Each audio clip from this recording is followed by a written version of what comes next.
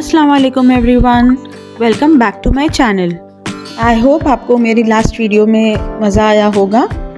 अगर आपने नहीं देखी है तो प्लीज़ देखिए मेरी लास्ट वीडियो।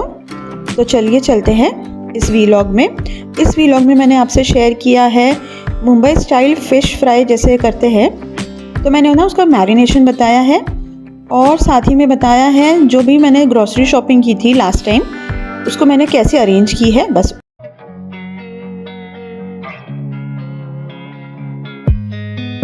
जैसे कि मैंने आपको कहा था पुराने वीडियो में कि मैं डिश वॉशर एक साथ में लगाती हूँ और फिर रात में चालू करती हूँ, तो ये मैं वही कर रही हूँ। मगर इस बार है ना थोड़े बर्तन ज़्यादा थे तो मुझे ना शाम को ही चालू करना पड़ा था। अच्छा, डिश वॉशर में आप कैप्सूल्स भी डाल सकते हो या फिर जो इंग्रेडिएंट्स है अलग अलग लेके आप अलग अलग भी डाल सकते हो।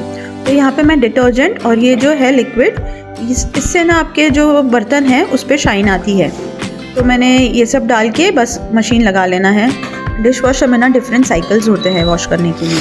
तो मैं तो यूजुअली मेरे बर्तन है ना बहुत कम होते हैं तो मैं तो 30 मिनट्स लगाती हूँ और उसे चालू कर देती हूँ। तो धुलने के बाद में बहुत अच्छे से धुल के निकलते हैं। अच्छा, तो मच्छी जो लेके आए थे ना वो मैंने क्या किया था, फ्रीज़र में नहीं रखा था, मैंने उसे फ्रिज में रखा था क्योंकि सुबह में बनाना ही थी, तो इसलिए मैंने फ्रिज में ही रखा हुआ था। आपको यहाँ पे मैं मैरिनेशन दिखाने वाली हूँ जो हम मुंबई में लगाते हैं फ़िशेज़ में।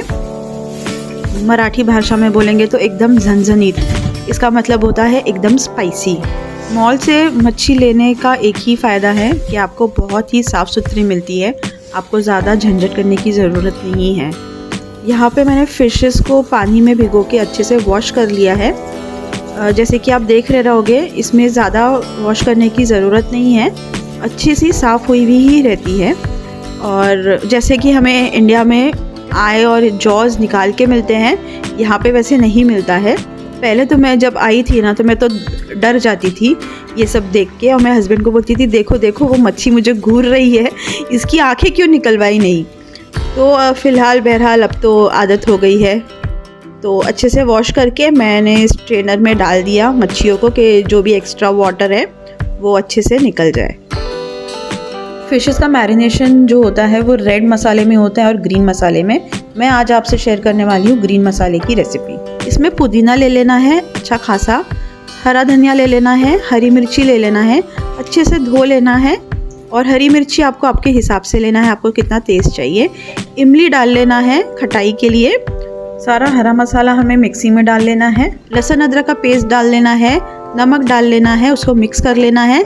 फिर ज़ीरा पाउडर डालना है उसमें और गरम मसाला पाउडर पिसा हुआ। इसे फिर हम एक चर्न देंगे। अब मैरिनेशन करेंगे हम मच्छी को। इसमें ना अच्छे से डीप डीप कट्स लगा लेंगे स्किन की तरफ में, अच्छे से जैसे आप वीडियो में देख रहे हैं। और फिर हम इसे कर लेंगे मैरिनेट। मैरिनेशन के लिए अगर हमने ये कट नहीं लगाया ना तो क्या होगा ना, जो मसाला है ना वो अच्छे से अंदर तक पेनिट्रेट नहीं होगा। तो फिर जब आप फ़िश फ्राई करेंगे ना तो फीकी फीकी लगेगी, आपको टेस्ट नहीं लगेगी वो। और एक फंडा बताती हूँ मैं आपको, अगर आपको फ़िश मैरिनेट करना है तो आपको नमक थोड़ा तेज़ रखना है। इसका मतलब है कि नमक थोड़ा ज़्यादा रखना है ताकि जो फ़िश है मैरिनेशन के टाइम पे अच्छे से सॉल्ट एब्जॉर्ब कर ले। तो ये एक हैक है, मैं बता रही हूँ आपको। अच्छा, तो फिर सारी मच्छियों को मैं ऐसे ही करके मसाला लगा लूँगी।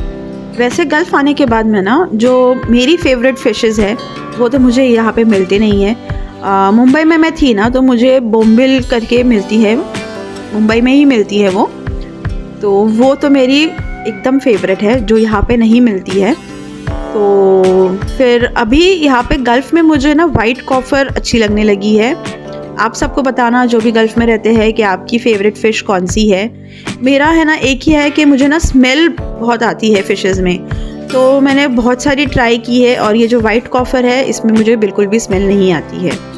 ये देखिए मैरिनेशन करते करते हमारे बर्तन धुल भी गए।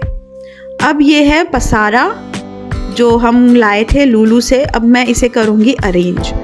सबसे बड़ा टास्क है मेरे दिन का कि मुझे सारा जो है सामान वो अंदर अरेंज करना है और पूरा वाइंड अप करना है। अच्छा, वो मैरिनेशन का मैं बता रही थी आपको कि आपको मैरिनेट करके रख देना है फ्रिज में आराम से 3-4 घंटे।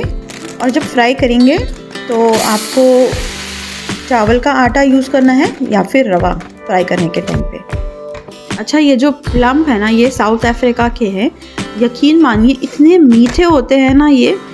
जब किचन इतना मेस हो ना तो मेरा तो दिमाग ही चलना बंद हो जाता है जब तक मैं पूरा वाइंड अप नहीं कर लूँ। एक बार वाइंड अप हो गया तो हाश सुकून मिलता है। मैं एक एक करके सारी चीज़ें पैकेट्स में डालूंगी और जो फ्रिज की है वो फ्रिज में रखूंगी और जो कैबिनेट में रखनी है वो कैबिनेट में रख दूंगी। अच्छा, मैं फैंसी बास्केट वगैरह यूज़ नहीं करती हूँ, जो है अपने घर पे वही चला लेती हूँ। तो ये जो इंडिया में भी मिलती है, ये ऐसे जो नेट वाली बैग्स होती है, मैं सारी चीज़ें अलग अलग करके इसी में डालती हूँ और फिर अपने फ्रिज के जो ड्रॉअर होती है ना उसमें रख लेती हूँ।